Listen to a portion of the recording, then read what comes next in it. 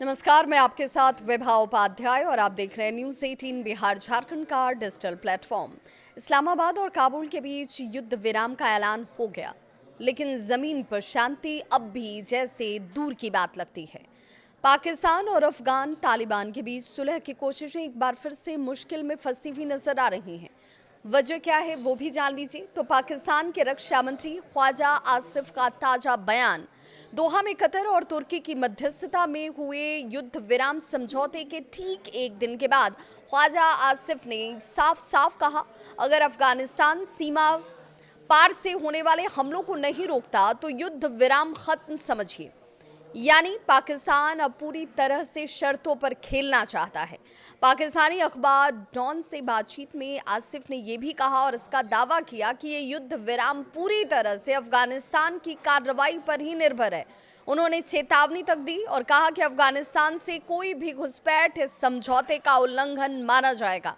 आसिफ के मुताबिक समझौते में ये साफ लिखा गया है कि सीमा पार आतंकवादी गतिविधियां नहीं होंगी। रक्षा मंत्री आसिफ ने आतंकवाद को दोनों ही देशों के लिए सबसे बड़ा खतरा बताया।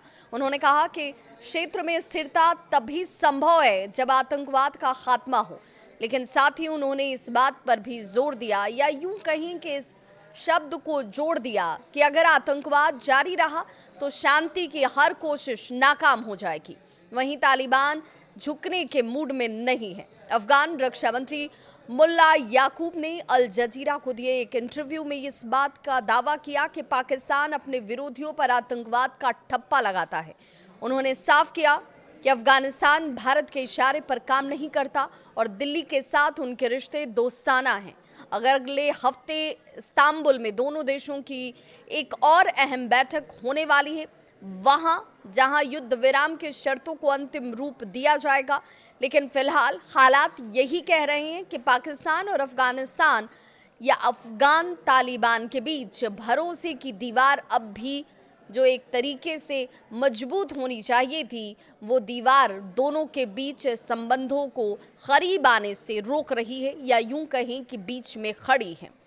कहने को तो युद्ध विराम हुआ है, लेकिन हालात शांति से कोसों दूर नजर आते हैं। अब देखना होगा कि इस्तांबुल की बैठक में दोनों पक्ष सच्ची सुलह की तरफ आगे बढ़ते हैं, या ये समझौता भी पिछली कोशिशों की तरह सिर्फ कागजों तक सिमट कर रह जाता है। इस खबर पर आपकी क्या है राय, जरूर साझा करें।